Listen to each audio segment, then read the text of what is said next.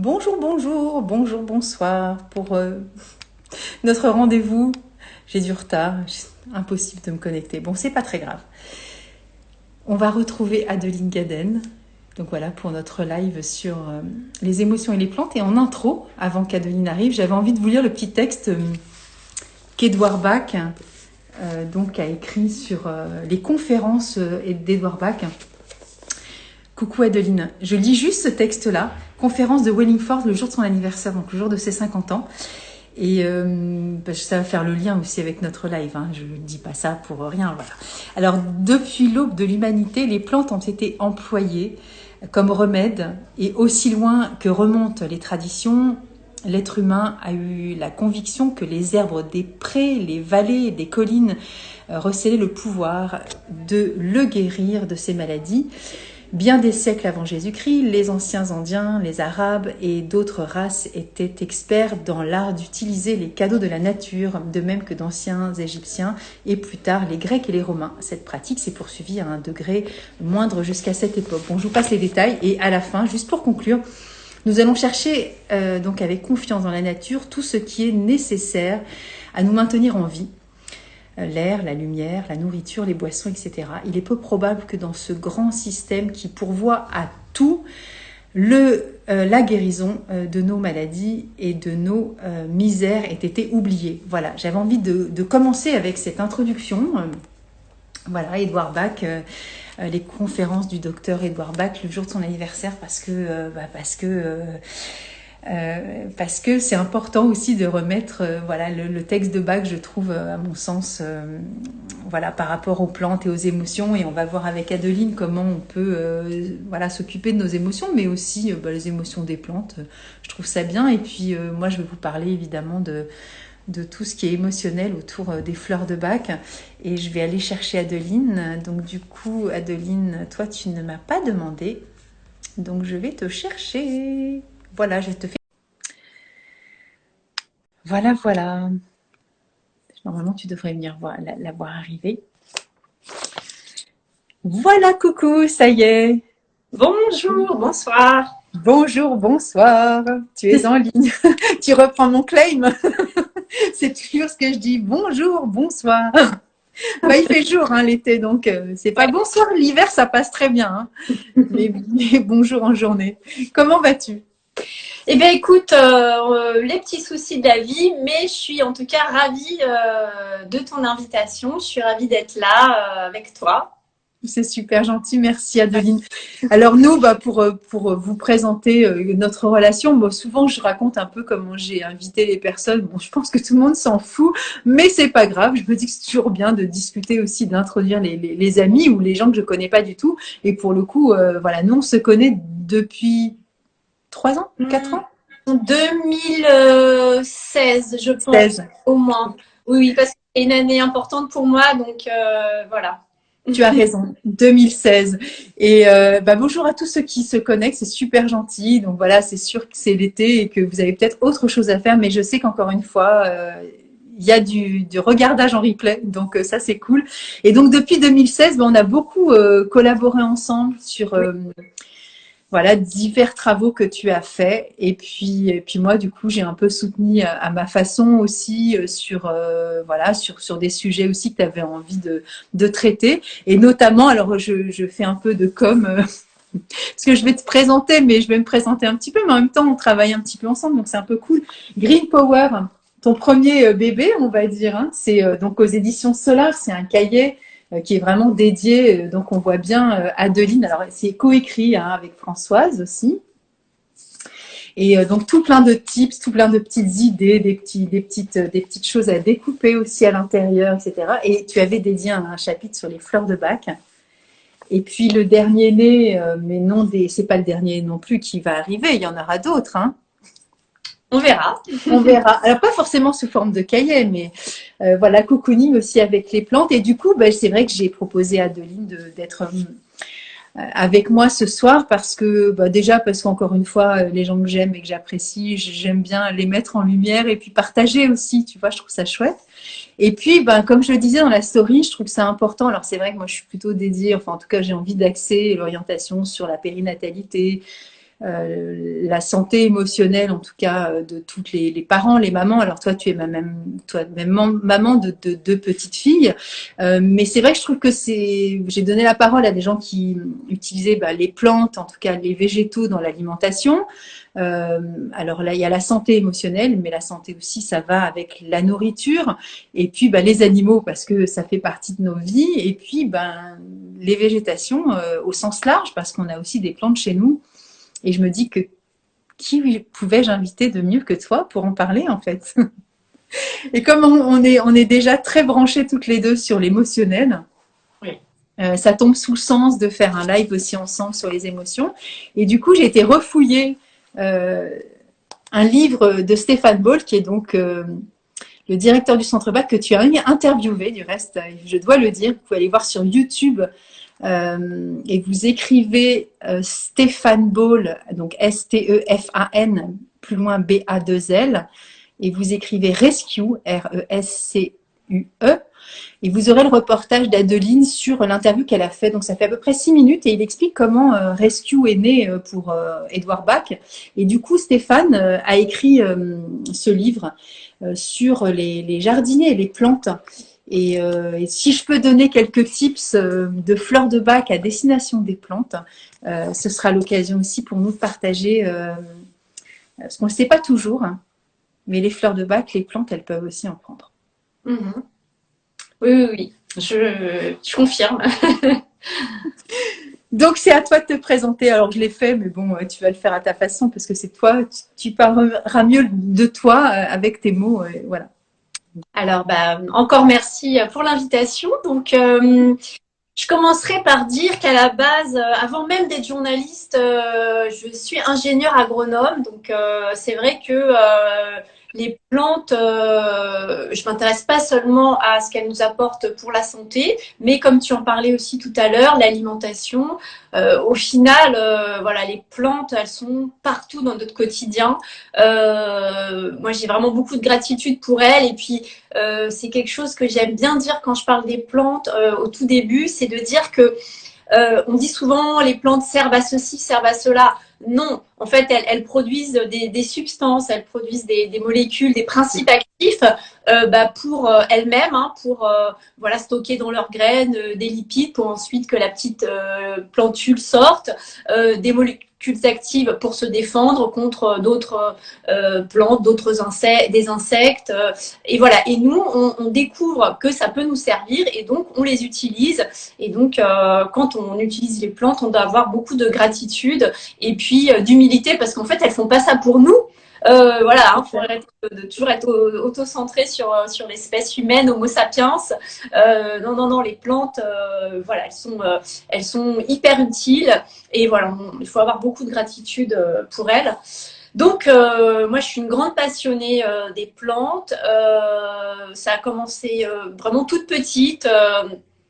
Avec le grenier et le potager de ma grand-mère. Le grenier qui recelait alors, on va citer une marque, c'était des produits de la marque zut, j'ai un trou de mémoire, c'est pas grave, justement, on la citera pas cette marque, mais c'était génial pour moi, petite fille. Ma mamie me disait va dans le grenier et prends tous les produits que tu veux, c'est pour toi.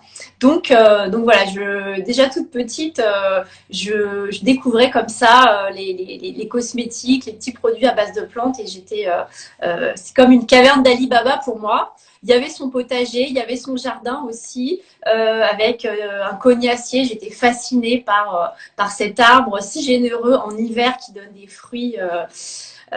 Voilà, qui se remplit de fruits. Puis après, on fait la pâte de coin, c'est un délice. Donc vraiment tombée dedans quand j'étais petite. Donc j'avais d'ailleurs envie d'être fleuriste. C'est le premier métier dont j'ai rêvé quand j'étais petite fille. Et puis voilà, les choses de la vie m'ont amenée à rentrer dans une école d'agronomie, devenir ingénieur agronome. Et puis Autre chose qui me qualifie, c'est en plus de l'amour des plantes, c'est la curiosité. Et là, du coup, je me suis réorientée à un moment donné vers le journalisme, mais sans oublier les plantes, bien sûr. Donc, aujourd'hui, je suis journaliste spécialisée dans le monde végétal. Et comme tu le disais, pour la santé, mais aussi en m'intéressant aux plantes d'intérieur, à l'alimentation, la nutrition, l'écologie. Voilà, donc vraiment, je me passionne pour tous les aspects des plantes et même le côté contemplatif parce qu'il faut pas oublier de juste voilà, les admirer. Elles sont idéales pour les personnes qui aiment méditer, méditer sous un arbre ou devant un beau paysage. Voilà, voilà. Bon, petite présentation. Ouais, mais c'est important. Du coup, tu parles de gratitude. Enfin, moi, j'ai vécu à la campagne toute petite et je suis arrivée à Paris. Et j'étais déconnectée de la nature. En fait, j'étais quand même au lycée Montaigne, donc c'est devant le jardin du Luxembourg, qui est quand même un des espaces verts de Paris, qui est un des petits poumons de Paris. C'est pas énorme, hein, parce que dans Paris, il y a pas, bon, il y a beaucoup de parcs et beaucoup d'espaces, mais pas non plus tout le temps. Comment? Une belle biodiversité. Ouais. Mais après, les grands espaces, c'est plutôt Boulogne et Vincennes, hein, les immenses forêts. Mais dans Paris intramuros, on n'a pas tellement. Donc du coup, moi, j'étais déconnectée aussi de mes racines au niveau de la nature et des plantes. Mais du coup, à part les quelques marronniers qu'il y avait, franchement, j'étais pas hyper connectée. Et c'est vers 29 ans, quand j'ai découvert les fleurs de Bach, que là, j'ai commencé à relever, tu vois, le menton et regarder un peu ce qui se passe autour de moi. Puis quand j'ai quitté aussi Paris, que là, je me suis retrouvée dans cet état, comme toi, petite fille, à retrouver déjà aussi les fragrances de la nature, de l'herbe mouillée, de la terre, et puis de regarder ce qui se passe. Et donc, du coup, j'ai découvert avec Édouard Bach que les arbres étaient en fleurs, en fait. Tu vas me dire, t'es complètement con ou quoi? Ben ouais, mais bon. Tu vois, quand t'es plus dedans, en fait, Ouais. tu sais même pas qu'il y a des fruits. Alors si, tu vois bien, tu shootes dans des marrons, mais tu fais pas la connexion. Moi, j'ai pas le souvenir, enfant, d'avoir vu des marronniers en fleurs, en fait. Et ça, tu parles d'humilité, c'est ce que j'ai découvert à travers la première fois quand j'ai pris des fleurs de Bach, enfin, ma première fleur de Bach. C'est à quel point, comme tu l'as dit très justement, les fleurs, les arbres, les plantes, ils ne font pas ça pour nous. Ils font ce qu'ils ont à faire. Et en fait, c'est quelque chose que j'ai complètement connecté dans mon corps, dans mon état de conscience, au moment où j'ai pris cette fleur.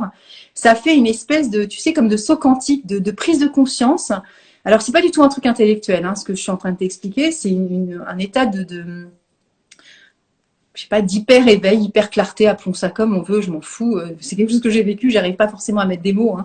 Mais j'ai compris que Centauri et donc les 37 autres, elles étaient là à ma disposition depuis la nuit des temps et que c'est moi qui prenais conscience qu'elles étaient là. Et là, j'ai compris à quel point elles étaient dans un état d'humilité extrême puisqu'elles étaient en train de me guérir, moi, sur mes blessures émotionnelles. Mais que c'est moi qui ai fait le chemin vers elles. Elles ont toujours été là, en fait. Et qu'elles sont là, tapies dans l'ombre je vais en cours, je vais travailler, je vais au cinéma, machin.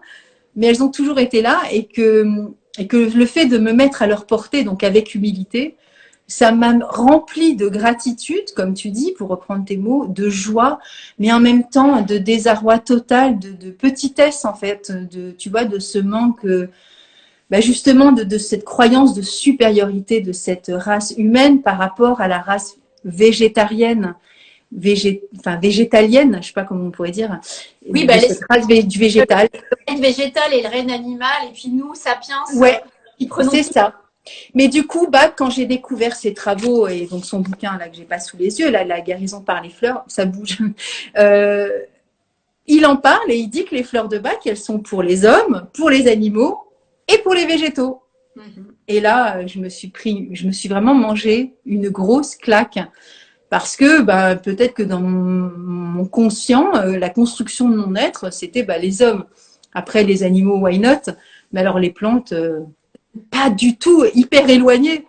Et quand il nous dit, oui, vous pouvez, quand vous faites des fleurs et que vous voulez les jeter, vos petits flacons, et à la fin, vous allez les jeter dans la plante. Incroyable. Et au niveau 1, on apprend qu'il y a quelques fleurs qu'on peut donner, ce qu'on verra là, probablement, j'en donnerai quelques-unes, mais c'est super fort ce que tu dis parce que c'est vraiment c'est la quintessence de ce que j'ai découvert moi. Alors j'ai pas fait d'études comme toi, mais mes études voilà, c'est bac. Mais je trouve ça super beau parce que quand on arrive à cet état de conscience, au-delà du fait d'avoir des plantes chez soi, comme tu dis, c'est ornemental, c'est joli, ça nous fait plaisir, on peut méditer, etc. Mais que c'est un être vivant. On le sait, hein, c'est la palissade que je suis en train de dire. Oui, c'est un être vivant. Et puis ce qui est très intéressant, c'est de se dire que c'est vraiment l'altérité. C'est un autre qui vraiment doit, comme on le disait tout à l'heure, apporter de l'humilité et surtout pas essayer de calquer ce que l'humain est sur la plante, de pas s'imaginer qu'elles ont une intelligence comme nous. Voilà, voilà.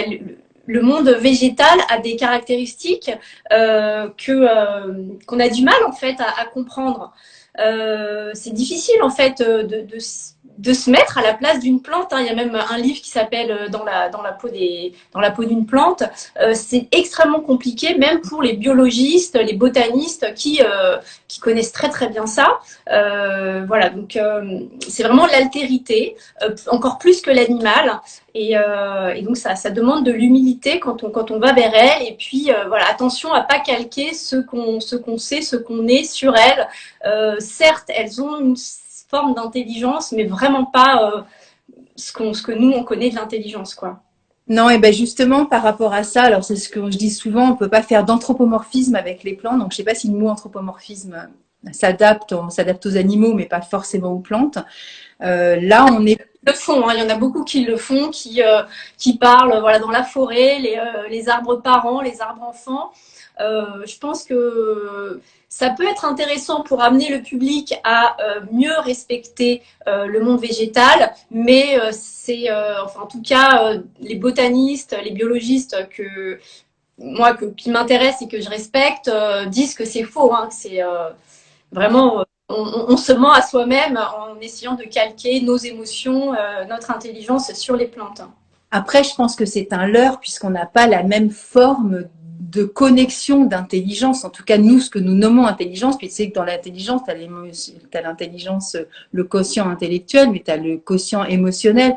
Donc, toutes ces formes d'intelligence, là, je pense qu'on pourrait épiloguer aussi sur la racine du mot intelligence. Donc déjà, je pense qu'on ne pourrait pas comparer. Après, si nous, ça nous permet d'être dans comme tu dis, un état de conscience, et ça nous permet de sauver le coup sur certaines plantes qui sont autour de nous, je me dis que c'est déjà mieux que rien. Après, je pense que rien ne se compare, tu vois. C'est pareil avec les animaux, on fait de la communication animale. Et ben moi, je suis dans la croyance, ça ne regarde que moi et pas les scientifiques que tu cites et que tu lis et que tu admires. Mais j'ai cette croyance que je suis dans la communication avec cette plante. Alors, ça se passe vraiment pas une forme d'intelligence, c'est une forme de communication qui, alors, c'est pas forcément de l'énergétique non plus. Je ne mets aucun mot dessus. Mais ce que je reçois et de ce que je capte, après les fleurs que je mets, c'est expérimental. Je n'aurai jamais in fine la réalité de la plante qui me dira putain t'es cool Nathalie, t'as choisi la bonne fleur. Tu vois, après ça passe par l'observation, ça passe par plein de paramètres, mais voilà, moi je pense qu'on est au stade embryonnaire de tout ce qu'on peut découvrir aussi sur cette forme de justement d'intelligence pour les scientifiques que tu cites, et puis sur cette connexion à l'homme. Je pense qu'il y a cette forme d'intelligence est tellement plus développée chez eux. Tu vois, quand on parle de notre cerveau avec ce cerveau je veux dire, archaïque de chez nous, il est tout petit par rapport au reste de notre cerveau. Donc cette forme, en tout cas, qui pourrait se communiquer entre elles, nous, on doit faire beaucoup d'efforts pour éviter d'être dans le mental, tu vois. Je pense notamment aux aborigènes qui communiquent à distance, tu vois, et ça leur passe pas de souci, c'est dans leur culture. Nous, on a complètement perdu cette notion-là, et quand on l'a, on s'extasie en disant « Oh, je pensais à toi, tu m'as appelé, c'est trop génial !» Alors si ça se trouve, c'était vraiment OK, tu vois. Et cette forme d'intelligence-là, moi, je la relie plutôt à ça, en fait. Alors, bon, encore une fois, je n'ai pas fait des études et je ne parle qu'avec mon cœur. Hein. Mais c'est vraiment comme ça que j'envisage la relation à la plante. Mais je ne mets pas voilà, d'anthropomorphisme ni de calquer des émotions. Elle me fait la gueule, je suis partie pendant 3 semaines. Non, c'est pas ça. La plante, elle fait pas la gueule quand t'es parti pendant 3 semaines et que t'as demandé à une copine de venir arroser tes plantes, tu vois. Je pense que ça se passe pas à ce niveau-là. Je pense Ça, pas. non. Et pareil pour les animaux, tu vois. C'est plus complexe que ça. Tu penses quoi de ce que je dis? Tout à fait, quand tu dis j'ai pas fait des études d'agronomie, mais vraiment il y a aucun souci là-dedans. Et d'ailleurs, ça peut être un problème en fait de faire des études poussées parce que en fait du coup on est formaté. Donc parfois vraiment c'est difficile de sortir de cette case, de ce carcan dans lequel on s'est mis. Et ça demande des années voilà, de sortir de ces préjugés. Donc c'est très intéressant aussi de parler avec des personnes qui ont juste leur ressenti. Et puis justement leur apporter soit leur dire ah bah oui moi je te confirme que ce que tu ressens ça a vraiment du sens scientifiquement, ou au contraire ah c'est étrange quand même ce que tu me racontes. Enfin donc voilà, ça peut être un dialogue très intéressant. Je pense que les vrais scientifiques sont super ouverts aux personnes qui sont connectées à leur sensibilité et qui justement permettent d'accéder à d'autres niveaux d'intelligence. C'est très complémentaire en fait. Ouais, c'est ce que je pense aussi. Et alors, je ne sais pas si mes plantes captent que je suis très malheureuse quand j'ai l'impression que je les fais crever, tu vois. Là, notamment, j'ai un bananier, et ben, le pauvre, il m'a été offert super beau et il a été attaqué par des chenilles. Donc, je l'ai pulvérisé, justement, de fleurs de bac. Et donc, il a été beaucoup croqué avant que je trouve la fameuse chenille verte. Et là, il est vraiment en mauvais état. Et alors là, pour le coup, c'est moi qui prends des fleurs de bac pour elle parce que je suis très inquiète pour mes plantes. C'est un truc de dingue. Et je ne supporte pas voir une plante crever. Et pourtant, je me dis, ben voilà, tu vois, c'est encore une fois, ça, c'est des études aussi. Chaque plante a sa spécificité. Elle va être plutôt au soleil, plutôt à l'ombre, plutôt ceci. Il faut lui donner de l'eau, il faut pas lui donner de l'eau. Quand elle fait ci, il faut pas faire. Quand elle fait ça, surtout, t'y touches plus. Et c'est un vrai mystère. Et en même temps, c'est hyper technique quand même une plante. Ouais. Hein. Pour le Et coup, c'est marrant, la première fois que je parle avec quelqu'un qui parle d'inquiétude pour ses plantes. J'avais jamais entendu ça parce que justement, je me disais, les plantes d'intérieur, les plantes qui nous entourent, avec lesquelles on vit, bah, ce qui est cool quand même, c'est que quand elles sont malades, bon, ça va pas être un drame. Ok, bon, avec toi. elle meurt, et ben voilà, c'est moins dramatique qu'un animal de compagnie quand même. Donc, d'un certain sens, c'est cool, quoi. Mais voilà, là, je suis face à une personne hyper sensible qui a même de l'inquiétude pour son propre bananier. Red Chestnut, pour moi, tu vois, quand je m'inquiète pour les plantes, mais oui, si, si, bien sûr, pour moi, c'est un être vivant. Et je dis pas que je fais un deuil à chaque fois, mais franchement, ça m'emmerde. Je suis triste et je me dis, mais putain, t'es pas capable de... Alors, il y a toujours plein de facteurs, hein, la chaleur, la lumière, trop d'eau, laisser la plante trop dehors. Enfin, je veux dire, j'apprends. Mais à chaque fois, je fais quand même crever une plante et je me dis, c'est pas cool, quoi. Après, c'est pas grave, c'est du vivant. J'ai un autre petit bananier que j'avais acheté sur le marché, voilà, et je pensais qu'il était mort. Je me suis dit, ne fais rien. Il est en train de repousser, mais tu peux pas savoir la joie que ça me procure.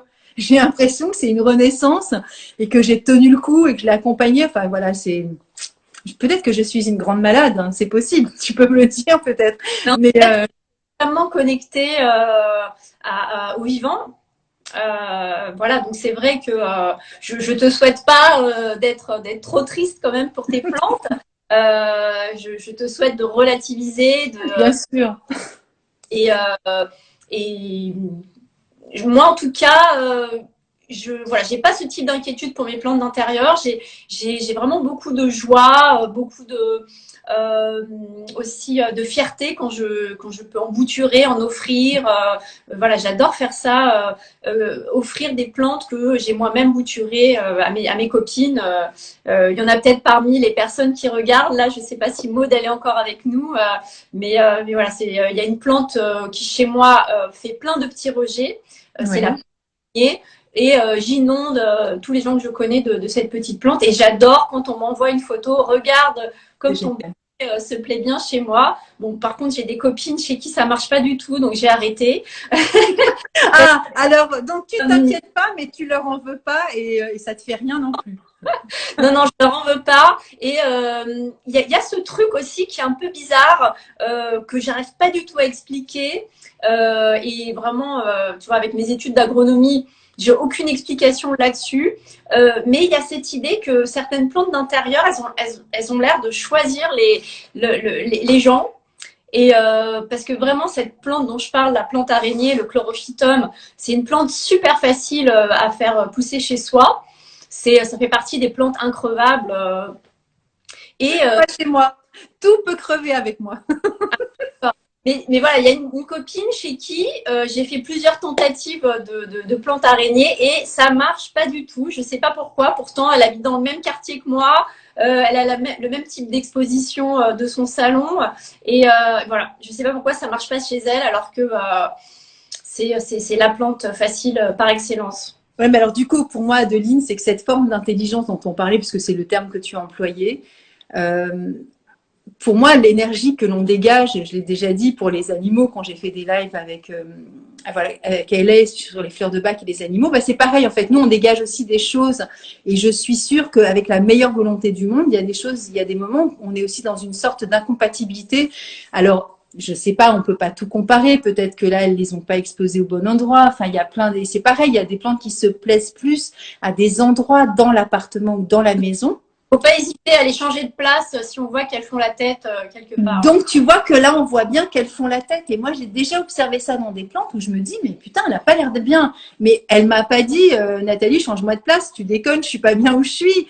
Mais moi, je le vois au bout d'un moment. Il y a cette espèce d'observation. C'est très étrange d'observer ça parce que c'est pas rationnel en même temps. Mais nous, on a cet instinct de se dire, mais je vais quand même essayer de changer de place. Et là, on voit que l'épanouissement se produit. Il y a des pousses qui arrivent. Enfin, je veux dire, là, il y a quand même quelque chose de l'ordre de l'indicible qui fait qu'il y a bien une forme d'émotionnel. Alors, je le traduis comme ça avec les fleurs de bac, mais on a tous observé ça finalement.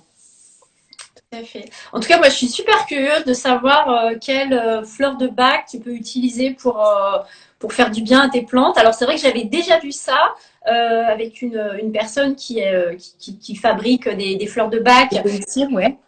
qui est pharmacienne de formation et qui m'avait expliqué qu'elle avait soigné un arbre avec des fleurs de bac. Alors, je ne sais plus exactement ce qui s'était passé. Je me demande s'il n'y avait pas eu une histoire de foudre qui avait endommagé. C'était un grand pin. Et voilà. En tout cas, elle était venue lui apporter des soins énergétiques. Hein. Donc moi, comme je le redis encore une fois, j'ai vraiment aucune manière d'expliquer ça. Mais voilà, je respecte en tout cas cette démarche. Alors toi, du coup, comment tu les utilises, les fleurs de bac avec les plantes? Bah alors déjà, bon, bah, il y a niveau 1, on a quelques pistes d'investigation avec les fleurs sur des choses très très basiques et je vais les dire. Et sinon, bah, alors c'est en anglais. Après, c'est en anglais. C'est écrit très très gros. Il y a très peu de pages. Enfin voilà. Après, il y a toujours des super traducteurs sur Google, etc. Donc, enfin il y a DeepL aussi qui est génial comme traducteur. Donc, il y a des explications, puis il y a des cas pratiques aussi. Donc c'est intéressant aussi de voir voilà quelque chose, mais qui est concret, réel. Hein. La plupart du temps, ce qui est dit, c'est que souvent on peut donner du rescue dans les moments les plus choquants de la plante. Alors choquant, je vais te donner 1001 exemples, enfin 1000 peut-être pas, mais quelques exemples que tout le monde en tout cas peut avoir expérimenté dans une vie avec une plante. On parle souvent aussi, alors quand on parle de plantes, on parle aussi de fleurs. Hein. C'est quand même les fleurs, ça fait partie des plantes. Quand on achète des fleurs coupées, par exemple, on peut leur mettre du rescue dans l'eau du vase. Et moi, ça m'est arrivé de constater que ça prolonge la vie des fleurs qui se fanent moins rapidement. D'accord. Après, ça reste que des expériences. Quelques gouttes, en fait. 4 gouttes dans ton vase, hein, et puis tu mets tes fleurs dedans. En termes d'agression, on va dire quelque chose d'un peu stressant pour une plante, ça peut être une agression du type un enfant, tu vois, qui va arracher alors une fleur, une feuille, peu importe, des pétales, etc. Bon, ça dépend de quel végétal, mais donc dans l'eau de l'arrosoir, tu peux mettre plusieurs gouttes de rescue et tu peux arroser ta plante, ou dans un petit verre d'eau, tu vas mettre ton rescue et tu vas verser un petit peu d'eau sur la terre. Tout ce qui est alors là, le stress de ce que tu as cité sur l'arbre, ça peut aussi évidemment. Donc là, tu peux évidemment prendre une grande quantité d'eau parce qu'un arbre, voilà, c'est pas qu'un arrosoir. Qu'est-ce que je peux te citer d'autre? Donc plutôt du rescue que. Alors, c'est l'utilisation la plus, on va dire, la plus classique qui est proposée. Enfin, en tout cas, c'est le geste le plus classique puisque il n'y a pas d'émotionnel à proprement parler, puisque c'est considéré comme un moment de crise, un moment d'urgence, un moment où tu dois agir vite, parce que là, il y a un grand stress qui est fait pour la plante, si tu veux. Donc, rescue. On avait parlé de son vivant, de pouvoir soigner les plantes avec ses fleurs à lui. Alors lui, en fait, c'est avec Nora Wicks qui en a parlé aussi dans le témoignage de ce qu'elle fait de la biographie, et puis il cite quelques petites bribes, si tu veux, dans les rares écrits que ses assistants ont gardés, et donc elle a observé, et donc elle a transmis aux assistants, et dans le cadre donc du coup de l'enseignement du niveau 1, on l'apprend. Et au niveau émotionnel à proprement parler, on peut parler de choc, donc c'est-à-dire Star of Bethlehem, notamment, puisque c'est la fleur du choc. Alors choc, ça peut être un gel, ça peut être une plante qui a brûlé, tu vois. Alors c'est de l'analogie, évidemment, encore une fois. C'est par analogie. Toi, tu te dis que tu as été stressé, rien ne t'empêche de toi aussi prendre la fleur aussi, et puis la plante, bien sûr. Il y a aussi toutes les plantes que tu vas mettre en bouture ou en repiquage, tu sais, pour leur donner un petit coup de fouet pour que ça reparte. Et là, ça va être hornbeam, tu vois, la fleur de ce qu'on appelle nous, de la procrastination, ou de la fleur qui, tu sais, où on se dit qu'on a la flemme et qu'on est fatigué à l'idée, à l'avance de pousser. Alors, tu vas me dire que la plante, elle n'est pas fatiguée à l'idée de faire des pousses. Tu vas me dire, non mais là, Nathalie, tu dis n'importe quoi. C'est encore une fois une vue de l'esprit, une analogie. Ce qui ne veut pas dire que quand tu fais des pousses et tu l'as fait, tu as vu qu'il y a des petites boutures qui vont plus vite que d'autres. Tu as déjà fait plusieurs en même temps? Oui, tout à fait. Oui, effectivement. Il y en a qui produisent plus ou moins vite des racines. Voilà. Donc, il y en a qui auront peut-être besoin, alors on présuppose, et que là, si on fait ce test avec, par exemple, 2 gouttes d'enzyme dans ton petit verre d'eau, parce que ta plante est dedans, peut-être que tu pourrais observer, et c'est toujours du conditionnel, qu'il se passe quelque chose. Ensuite, il y a, alors là, je l'ai relu dans le bouquin vite fait, pour avoir aussi des tips un peu pour ce soir, mais il parle aussi de Centauri.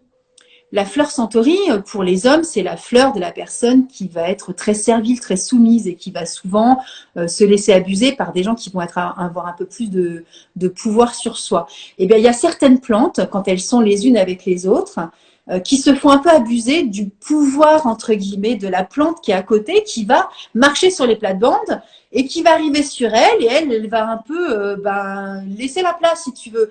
Centauri, c'est aussi, ok, maintenant tu pousses, mais chacun sa place, et laisse-moi, tu vois, m'épanouir, prendre ma place, ou faire ma fleur là, etc. Donc ça, c'est pareil, c'est de l'observation, mais ça existe. Tu as les plantes aussi qui se font attaquer par des chenilles, c'est ce que j'ai fait là. J'en ai pulvérisé, donc du coup, les chenilles ne sont plus là. Bon, j'ai fait aussi un mix avec du savon noir en pulvérisation, mais en tout cas, j'ai mis du crabapple dedans. Et crabapple, c'est la fleur vraiment du nettoyage. J'avais sorti, mais je ne sais plus où elle est. La fleur du nettoyage quand ça te dégoûte, et moi, franchement, ça me dégoûtait, donc du coup, j'en ai pris aussi, de voir ces chenilles qui attaquaient la plante. Je ne suis pas sûre que la plante soit dégoûtée par des chenilles, mais en tout cas à expérimenter, et de ne pas se sentir aussi envahi par quelque chose que tu aimerais retirer en fait, et qui pollue, on va dire, ton épanouissement en tant que plante. Si je peux parler comme ça, tu vois ce que je veux dire? Oui. En tout cas, crabapple. Très intéressant d'essayer. En fait, ce que tu racontes, ça me rappelle, moi, ma propre démarche avec les fleurs de Bach. Quand j'ai commencé à m'y intéresser. C'est vrai que la première fois que je m'y suis intéressée, c'était quelques années avant que je te connaisse. Euh, J'avais pas accroché avec les fleurs de Bach. Je comprenais pas parce que, enfin voilà, moi ce que j'en ai compris, donc c'est que on prend des fleurs. Hein, le docteur Bach en a sélectionné 37. Ensuite, 38. Oui, la 39e, c'est le rescue. Donc 38, et puis donc on les place dans de l'eau, soit dans une coupelle d'eau, soit on fait une solarisation, donc on met au soleil, soit on fait chauffer, et puis ensuite la deuxième étape c'est qu'on va diluer énormément. Donc au final, il y a quelque chose, même si c'est pas de l'homéopathie, hein, mais bon c'est du même ordre. Au final, on n'a pas de principes actifs. Et donc moi, m'intéressant plutôt à la phytothérapie, à l'aromathérapie, où là c'est vraiment hyper concentré, je comprenais pas très bien comment ça pouvait agir en fait, hein, ces petits remèdes homéopathiques. Et au final, en fait, c'est en essayant que ça m'a plu, que ça m'a convaincu. Et donc c'est avec le rescue, hein, donc dont tu parlais tout à l'heure, qui est un mélange de 5 fleurs que j'ai du coup toujours dans mon sac à main. Donc ce remède d'urgence quand tu as un choc, quand tu as quelque chose qui te fait peur, un gros stress. Donc voilà, donc je suis très ouverte à tout ce qui est expérimentation. Je trouve ça très intéressant de se dire, tiens, en tout cas, ton bananier, tu étais complètement désarmé, tu savais pas quoi faire, pourquoi pas essayer, effectivement. Surtout quand ça peut pas faire de mal, quoi. c'est ça. Et puis, tu avais évoqué aussi les fleurs, les plantes qu'on a envie de bouger. Bah, ça, c'est walnut, tu vois, que c'est la fleur de l'adaptation aussi dans les périodes de changement. Et peut-être que des fois, on a certaines plantes qui arrivent chez nous ou qu'on rempote justement et qui ont besoin aussi de s'adapter, tu vois, entre guillemets, à, à cette nouvelle vie, à cette nouvelle, ce nouvel espace. Et il y a des plantes qui vont se faire tout de suite et qui vont être OK et qui font tout de suite des pousses. Et il y en a, tu sens que elles sont pas OK. Donc quand tu les déplaces, tu peux aussi leur proposer du walnut. C'est laquelle? Walnut, Ouais, W-A-L-N-U-T. C'est ouais, la fleur du noyer. je la trouve très intéressante parce qu'il faut savoir que les plantes d'intérieur, c'est des plantes qui viennent de très très loin. C'est des plantes tropicales en fait, hein, pour la plupart, donc qui peuvent venir d'Afrique du Sud, d'Amérique centrale, d'Asie. Voilà, elles viennent souvent soit de forêts tropicales, soit de savanes. Et puis nous, on comprend pas. Tiens, pourquoi elle pousse pas bien chez moi? Pourquoi elle se plaît pas? Waouh, déjà, c'est une espèce qui est pas du tout faite pour vivre sous nos latitudes. Et donc, encore une fois, gratitude aux efforts que leur génétique fait en s'adaptant à nos intérieurs qui sont pas forcément assez chauds, surtout pas assez Humide ou... Ouais. c'est souvent de ça dont elles souffrent, les plantes d'intérieur, c'est du manque d'humidité. Et c'est vrai que les personnes qui sont dingues de leurs plantes d'intérieur, elles vont carrément brumiser leur salon et transformer leur intérieur en jungle humide pour que les plantes s'y sentent bien. Et le bénéfice, c'est que de toute façon, c'est bien d'avoir un intérieur avec un air humide, parce qu'en hiver, si on tombe aussi souvent enrhumé, malade, c'est qu'en fait, nos voies aériennes, elles sont desséchées par le chauffage. Donc voilà, gratitude aux plantes qui font qu'on crée une atmosphère propice aux vivants, quoi. Donc en tout cas, voilà, elles font alors on va simplifier en disant elles font un effort d'adaptation. En tout cas, elles y arrivent. Je dirais même presque de suradaptation, hein, parce que c'est plus que de l'adaptation à mon sens. Tu vois, même quand tu as pris l'avion ou des paquebots ou je ne sais quoi, enfin, je sais pas comment elles font. Alors, elles sont multipliées dans des serres. Oui, mais bon. Ici. Mais en tout cas, leur génétique, tu vois, hein,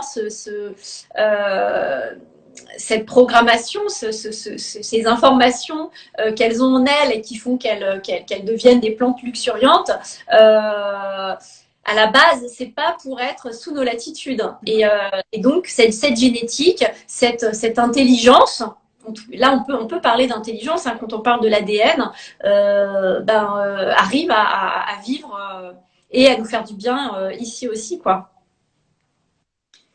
Et alors, en termes émotionnels, qu'est-ce que tu pourrais nous conseiller comme fleur, comme plante, pas comme fleur, parce que c'est bon, on en a assez parlé, mais des plantes qui vont nous accompagner émotionnellement. Alors, en phyto, ou je sais pas, comme tu veux. Oui, alors bon, évidemment, hein, quand on parle émotion, c'est quand même ton domaine, c'est les fleurs de bac, ça c'est sûr que c'est incontournable, ça doit vraiment être la base. Et puis voilà, encore récemment, une amie qui se lance dans l'écriture d'un livre sur l'hypersensibilité, je lui ai dit, c'est pas possible, tu peux pas ne pas parler des fleurs de bac si tu parles voilà, de la sensibilité, Ouais. de l'hypersensibilité. Euh, donc il y a les fleurs de bac évidemment, et comme tu le disais au début, dans mon petit livre Green Power, que voilà, hop, j'ai un chapitre effectivement où je parle des fleurs de bac. Mais c'est vrai que si on veut quelque chose qui va agir sur le moment, on peut, enfin en tout cas autrement, on peut recourir à la phytothérapie ou à l'aromathérapie. Et là, on a des principes actifs des plantes qui, voilà, qu'on va ingérer ou qu'on va sentir et qui vont venir nous aider. Donc, le plus simple dans un premier temps, ça peut être les huiles essentielles. Et comme il existe les fleurs de bac, ben, il existe ce qu'on appelle l'olfactothérapie qui agit sur, voilà, sur les émotions aussi. Sur le cerveau limbique aussi. Voilà, parce qu'en fait, l'odorat est totalement lié à nos émotions. Hein. C'est l'histoire de la Madeleine de Proust. D'ailleurs, je crois que dans la vraie histoire de la Madeleine de Proust, c'est en fait son infusion de tilleul qui le renvoie chez sa grand-tante et qui réveille un tas de souvenirs et un tas d'émotions chez lui. C'est marrant parce que je l'ai cité dans le bouquin que j'avais écrit sur les enfants. Ah d'accord. Pour parler justement de ce côté émotionnel, je fais référence justement à ce passage du tilleul. Oui, oui, oui. Alors il n'existe pas, à ma connaissance, d'huile essentielle de tilleul, mais en revanche, il y a plusieurs huiles essentielles qui, par exemple, vont être rapidement calmantes. Mais c'est pas parce qu'elles sont calmantes pour une personne qu'elles vont l'être pour d'autres. Et en tout cas, par exemple, la lavande fine, ça va être une grande plante calmante qu'on peut soit sentir directement au flacon, soit en déposant sur les poignets. Et puis, on forme ce qu'on appelle, on met les mains en cathédrale et on respire comme ça, on fait plusieurs respirations. Donc, si on n'aime pas l'odeur de la lavande, il faut vraiment pas se forcer. Par contre, si on aime bien, on y va. Mais il y a d'autres huiles essentielles. Hein. Si on n'aime pas la lavande, il y en a d'autres qui peuvent nous calmer. Le petit grain bigarade, notamment. Oui, voilà. En fait, tout ce qui est... c'est marrant parce que tout ce qui est agrumes, les huiles essentielles, on pourrait s'imaginer qu'elles sont dynamisantes. Et en fait, non, elles sont calmantes. C'est marrant hein, parce que c'est pas du tout l'effet jus d'orange, effet booster de la vitamine C. C'est vrai. Donc voilà, faut s'imaginer que ça va apporter du soleil en fait dans notre mental, dans nos états d'âme et nous ramener un peu de baume au cœur. Donc ouais, petit grain bigarade effectivement et d'autres huiles essentielles d'agrumes sont vraiment hyper bienvenues. Il y a aussi l'huile essentielle de camomille qui est au niveau. Alors c'est vrai que ce qui est intéressant avec les fleurs de bac, c'est qu'on agit sur tout un tas d'émotions. Avec les huiles essentielles, on va quand même globalement chercher à se détendre. Hein. Ouais. C'est même, alors je dis ça et en même temps, il y a quand même une huile essentielle qui est super intéressante pour gagner en confiance en soi. Et alors souvent quand je fais des lives ou quand j'ai eu l'occasion de faire des conférences, j'en avais avec moi ou quand je parle à la radio parce que j'ai eu un podcast pendant 2 ans sur la radio Médecine Douce. C'est l'huile essentielle de laurier noble et j'ai toujours quand je dois voilà animer une émission à la radio ou faire une conférence ou faire un live comme ça sur Instagram, j'ai souvent mon huile essentielle de laurier noble pour me donner confiance en moi. Mais bon là je suis en vacances alors je l'ai pas prise avec moi. Là, je suis plutôt en mode lâcher prise.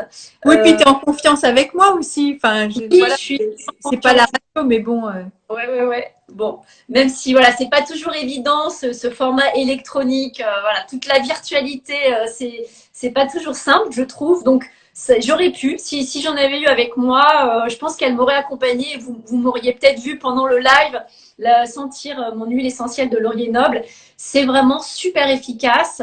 Ça vient vraiment agir sur des récepteurs olfactifs qui sont dans notre nez et qui vont aller au cerveau et apporter de la confiance, apporter de l'assurance. Voilà, c'est super, super efficace. Super efficace. Moi, j'en avais prise pour faire mon examen de naturopathie et j'avais pris aussi Ah ouais, du basilic sacré, d'accord. euh, le basilic ça, et puis de l'ilang-ilang. Ylang-ylang, alors ça, c'est une huile essentielle dingue pour agir sur le mental, relaxante et puis d'une sensualité avant une soirée amoureuse, avant où voilà, envie de se sentir belle ou beau. C'est vraiment une huile essentielle. Enfin, de toute façon, quand on la sent, on comprend tout de suite, hein.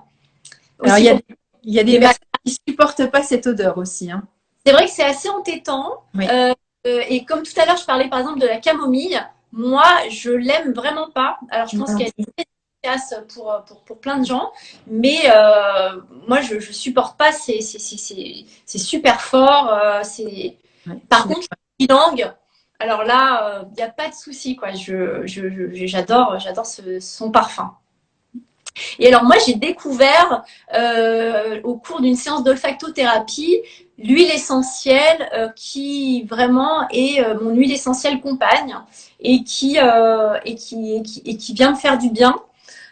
C'est le clou de girofle. Je vous invite à sentir un flacon dans une boutique. Il y a toujours des testeurs. Vraiment, allez sentir cette huile essentielle. Je pense que moi, elle me rappelle des voyages où Ouais. j'ai pu sentir des fragrances de clous de girofle très puissantes.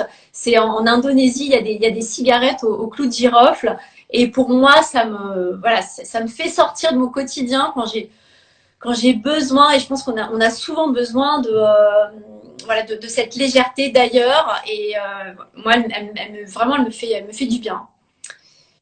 Alors moi, j'en ai deux que Ouais. j'adore. Je vais te donner mes tips. C'est Helichrysum italicum, donc l'hélicryse italienne. Que je connais bien d'ailleurs. Attends, mince, est-ce qu'on va voir?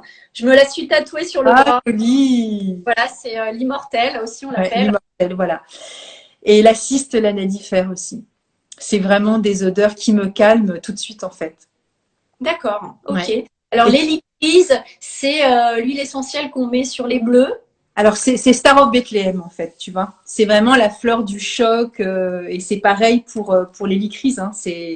Ça va être un réconfort immédiat. Tu vois, je te montre Star of Bethlehem. Je l'ai montré tout à l'heure. Et là, c'est un effet dingue. Bon, c'est hors D'accord. de prix hein, par rapport à la lavande, mais tu vois, par exemple, moi, la lavande, à petite dose, mais ça va, quoi. Tu vois, je suis pas petit coussin à la lavande. C'est très désagréable pour moi comme odeur au bout d'un moment. Ouais, ouais, je comprends. Moi non plus, je suis pas super fan, même si, voilà, dans les formules qu'on peut acheter dans le commerce, elle va toujours être, enfin, si on cherche une synergie d'huiles essentielles calmantes, il y aura toujours la La lavande. lavande, Donc, c'est ça qui est intéressant avec les plantes, c'est qu'on a le choix en fait. c'est ça. Même en phytothérapie, il y a toujours au moins une dizaine de plantes qui ont, les mêmes, le même type de propriétés. Et ce qui est génial, c'est qu'on va avoir le choix. D'ailleurs, c'est marrant, j'ai posté il y a quelques jours en story, enfin j'ai partagé un graphique Ouais. qui montre quand on arrive dans un domaine qu'on veut connaître.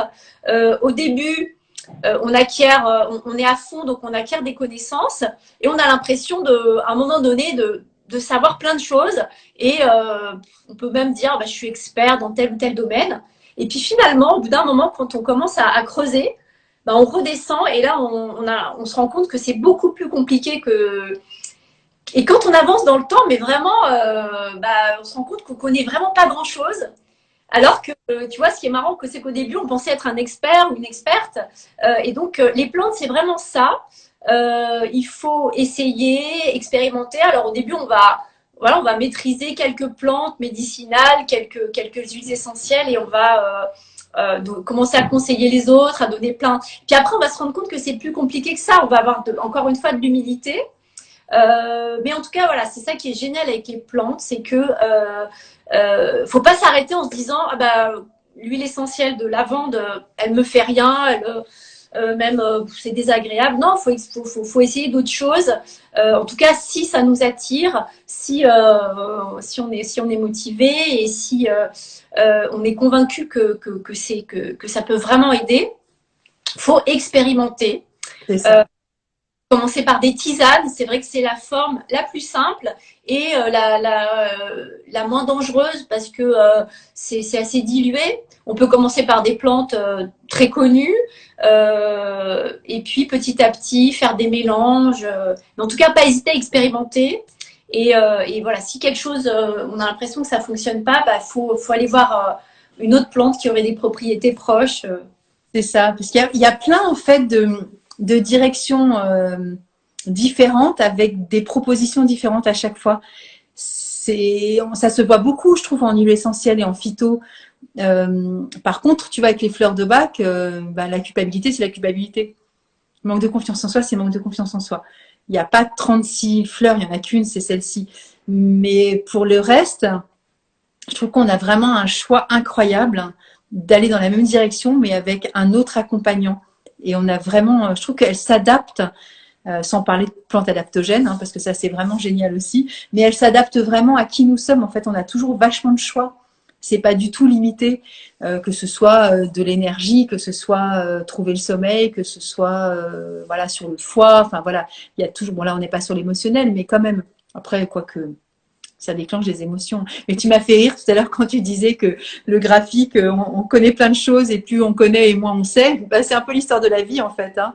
Parce que plus on travaille, plus on fait des études, plus on apprend des choses, plus on rencontre des gens, plus on se dit oulala, ça me rappelle, mais bon, vous l'avez certainement pas connu, c'était un vieux truc de Jean Gabin qui disait ça, une vieille chanson, je sais pas si tu as connu ça, avec sa grosse voix qui disait plus je sais, moins je sais, je sais plus quoi. Enfin, je sais pas si ça dit quelque chose, mais bon, c'est des vieux qui sont morts. Non, mais c'est ça, en fait, tu vois, c'est aussi, je pense, l'apprentissage, comme tu dis, de l'humilité et de la sagesse aussi, hein. Parce que finalement, il y a tellement de champs d'expérimentation possibles que, bon, on a beau être un expert chacun dans nos domaines, on ne sait pas grand-chose quand même, hein, et l'expérience fait tout finalement. Oui, et puis on revient du coup à ce au début, hein, cette altérité radicale, hein, c'est le botaniste Francis Allais qui parle comme ça des plantes. Il dit que c'est un autre monde, donc vraiment toujours garder de l'humilité. Et c'est vrai que on peut entendre, ah ouais, alors ce que je déteste, c'est entendre la meilleure plante, non, faut arrêter là. Non, Ouais, je suis d'accord avec toi. Elles sont toutes super, hein, mais bon, après, il faut les utiliser à bon escient et puis bah, faut être extrêmement vigilant parce que ça peut être super dangereux une plante. Alors ça apparaît, on parle des 12, les simples, hein, ok, mais les plantes, bah, si on les connaît pas, on peut aussi se faire beaucoup de mal, quoi. ouais. Donc Oui, ça, oui, oui. Alors l'univers de la cueillette sauvage, en général, en été, il y a toujours une intoxication à une plante qu'une personne a cueillie en se trompant dans l'identification botanique. Voilà, chaque année, il y a des drames avec ça. Donc c'est pareil. Là, il faut vraiment y aller tout doucement. Faut faire attention, se rappeler de ce graphique là quand on est au tout début, qu'on croit savoir plein de choses et qu'en fait, on ne sait pas qu'il y a une autre plante qui ressemble vachement et qui peut être toxique. Commencez toujours, voilà, petit à petit. D'ailleurs, ces plantes sauvages qui sont extrêmement nutritives, elles sont pas comme les plantes agricoles qu'on a sélectionnées, avec lesquelles on a vécu depuis que l'humain en fait s'est sédentarisé. et petit à petit, bah, d'ailleurs, a tellement transformé le blé, par exemple, hein, qui est quand même la plante phare de l'agriculture, qui l'a rendue même en fait mauvaise pour certaines personnes qui supportent pas le gluten. Mais donc en fait, les plantes agricoles, elles nous ont accompagnés, on les a transformées petit à petit pour diminuer notamment les tanins qui sont quand même difficiles à digérer. Donc, faut faire attention. Les plantes sauvages, c'est super, ça apporte plein de vitamines, c'est très énergétique, mais à petite dose en fait. Alors, il y a des personnes qui vont être vachement tolérants au niveau digestif, hein, et qui vont donner l'impression qu'on peut se nourrir quasiment 100% avec des plantes sauvages. Mais là, c'est pareil encore, hein, à chacun de voir comment ça se passe, parce que elles sont ces plantes sauvages. Il faut faire attention, quoi. Hein, je voyais encore récemment, attention, tout ce qui est naturel n'est pas dépourvu de toxicité et de dangerosité. Ouais. Parce qu'il y a des interactions aussi entre les plantes et des molécules qui font le truc à l'envers en fait. Donc il faut vraiment vraiment faire attention. Après malgré le fait que j'ai fait 2 ans de naturopathie, je me sens pas du tout, je serais plutôt apprentie sorcière, parce que je trouve que ça reste, bon, alors il y a quelques basiques, hein, auxquels voilà, si on prend du gingembre, voilà, il n'y a pas de dangerosité à proprement parler, tu vois, à se faire une tisane mais il y a des plantes, vraiment on y va sur la pointe du doigt de pied, quoi. Et quand tu vois, il y a des bouquins, moi j'ai des bouquins de, comment il s'appelle, Docteur Morel, tu vois qui c'est, c'est tellement ample, c'est un goût. Et oui, comme on est bon, aujourd'hui on s'en rend compte énormément qu'on est mondialisé, mais ça date pas d'hier, hein, parce que au final, si on n'avait pas mondialisé les plantes potagères, on n'aurait pas grand-chose en fait au fond du jardin, hein.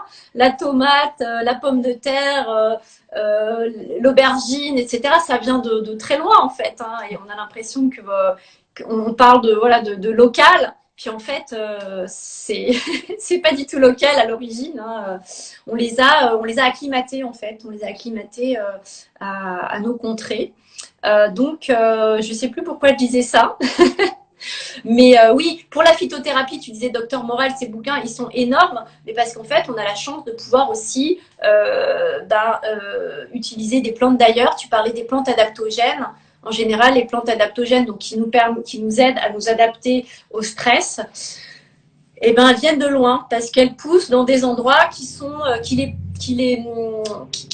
qu'elles produisent des molécules actives qui aident à supporter les stress. Alors pour les plantes, ça va être les stress de là-bas, mais pas les stress de nous en fait. Voilà, des stress de manque d'eau, des stress de température extrême, des stress de UV parce que ça va être des plantes de montagne. Un ensoleillement intense et au final ça va être des principes actifs qui nous aussi vont nous aider à nous adapter à nos formes de stress. Et là on revient à ton analogie, c'est vrai que tu disais tout à l'heure c'est bizarre, on va soigner les plantes avec les fleurs de Bach en leur collant un peu des émotions, nos émotions, et inversement c'est vrai qu'on va chercher dans les plantes qui résistent au stress, on se rend compte, et puis ça c'est prouvé scientifiquement, qu'elles il y a des études sur les plantes adaptogènes vraiment qui aident par exemple les grands sportifs, hein, à ce que leur corps, parce que le sport de haut niveau c'est un stress, hein, pour le corps, et les plantes adaptogènes à la base on les a étudiées pour les grands sportifs en fait, ou je crois pour les personnes qui faisaient des voyages dans l'espace, enfin ça vient de la Russie en fait, hein, les plantes adaptogènes.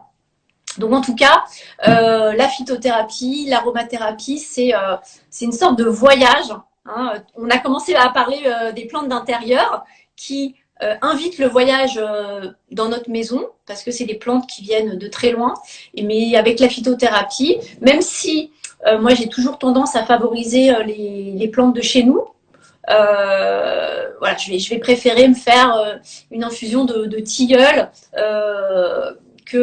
alors la verveine, par exemple, la verveine odorante, on voit bien d'ailleurs si on est jardinier, faut la couvrir en hiver parce qu'elle aime pas du tout le gel. En fait, c'est une plante qui vient de très loin, hein, la verveine odorante, alors qu'on aurait tendance à croire que ça a toujours existé dans nos jardins. Non, non. Voilà. En tout cas, commencez quand même par explorer les plantes de chez nous. Ça peut être, ça peut être un début de voyage, un début peut-être plus simple, plus humble. Et puis, bah, si on a le goût de l'exotisme, en tout cas, ça nous offre un champ des possibles énorme. Énorme. C'est Ouais. presque infini, quoi. Est-ce qu'on a le droit de citer les titres des journaux pour lesquels tu travailles ou pas? Oui, alors, ah bah, d'ailleurs, je regarde Où ma est-ce qu'on montre. peut te retrouver? Oui, comme ça, c'est cool. J'ai pas vu le temps passer, c'est déjà l'heure. Alors, je travaille pour Rustica et tu vois, comme je savais pas qu'on pouvait soigner les plantes avec les fleurs de Bach, bah, ça me donne une idée d'article. Trop bien. Quelle collaboration toutes les deux, Nathalie. Donc Rustica, donc journal de jardinage, hein, c'est un vieux journal qui, je crois, a plus de 90 ans. Peut-être que voilà, c'est quand Dr Bach, ouais, que c'était contemporain aux expérimentations d'Edvard Bach.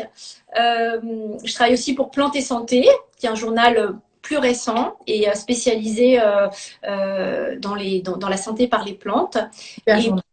voilà, c'est mes deux journaux principaux avec lesquels je collabore le plus régulièrement. Voilà, voilà. Et sur le web, sur Doctissimo. Et oui, c'est vrai, tout à fait, Doctissimo. C'est vrai que là, je suis en vacances, alors excuse-moi, je suis un peu déconnectée. Mais C'est pas grave, je suis là. Moi, je suis très connectée à toi, donc tout va et bien. c'est que j'avais fait un article avec toi sur les fleurs de Bach et les enfants. Et les enfants. Et on avait fait une émission de radio aussi sur les fleurs de bac et les enfants, Radio Médecine Douce, que vous pouvez retrouver sur mon site, sur l'onglet Écoutez les fleurs de bac. Puis vous là sur le Linktree, vous pouvez le retrouver. Et il y a l'émission avec Adeline sur les enfants. Et il y avait une personne que tu avais invitée, très sympa, un garçon qui avait sorti un bouquin Ouais. sur les recettes pour les enfants. C'était super cool.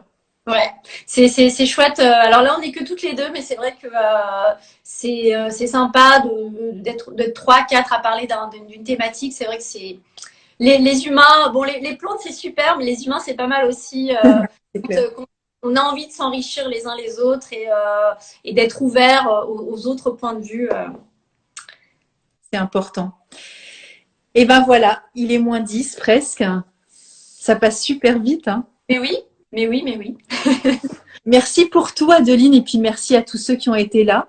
Et comme je le dis à chaque fois, partagez ces vidéos si vous avez envie. Si vous connaissez des gens qui seraient intéressés mais qui n'ont pas Instagram, je vais prendre cette vidéo que je vais mettre sur IGTV et après je vais la mettre sur ma chaîne YouTube. Donc après Adeline, je cite toujours tes liens, donc voilà, etc.